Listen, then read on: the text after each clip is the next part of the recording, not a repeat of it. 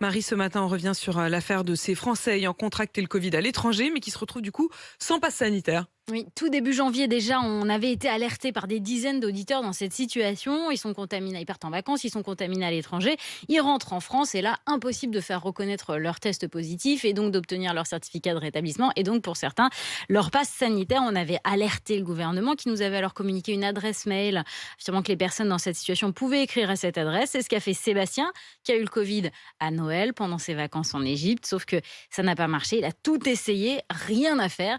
Et son passe vaccinal vient d'expirer. J'ai appelé tous les numéros de tous les ministères, les ambassades.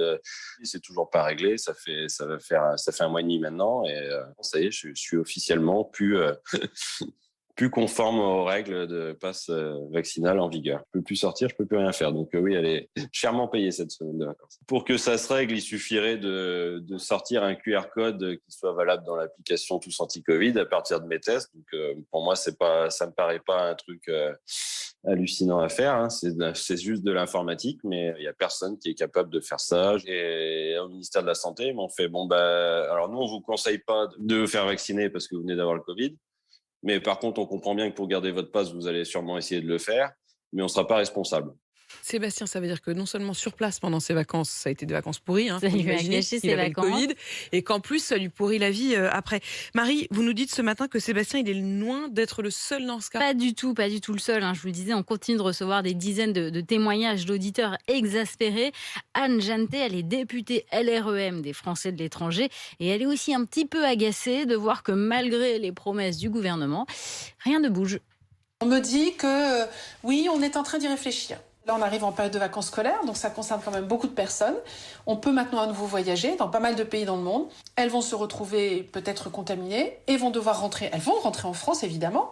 Et là, il va falloir qu'elles fassent valoir cette infection, ce certificat de rétablissement dans TAC, dans Tous Anti-Covid. Et là, pour le moment, à ma connaissance, à ma grande déception, je comprends que aucun outil n'a été développé pour pouvoir permettre cette conversion. Il s'agit, en pratique, c'est un test PCR positif qui a plus de 11 jours, qui a moins de 4 mois, qu'on a fait établir au Costa Rica, au Maroc ou en Afrique du Sud, et qu'on a juste besoin de convertir dans l'application Tous Anti-Covid pour avoir le pass vaccinal. Pour le moment, ça ne marche pas. Alors voilà ce que dit la députée La République En Marche, mais que dit le gouvernement, Marie ? Alors on a recontacté le cabinet de Jean-Baptiste Lemoyne, le ministre du Tourisme, qui nous renvoie vers la plateforme internet qui s'appelle Démarche Simplifiée. On allait voir sur cette plateforme, mais clairement, à ce jour, il n'y a pas de solution. Pas très simple, donc c'est précisé que la plateforme doit être mise à jour mi-février. Il me semble qu'on est le 15 février. Donc voilà. C'est pas gagné pour Sébastien et pour les autres. En attendant, on vous conseille de ne pas trop partir en vacances à l'étranger. Ou alors si vous attrapez le Covid à l'étranger, sachez qu'en rentrant, ce ne sera pas possible de faire reconnaître le test. Ou alors vous attendrez la fin du pass vaccinal. Dans quelques semaines, il va falloir tenir encore un peu. Merci Marie.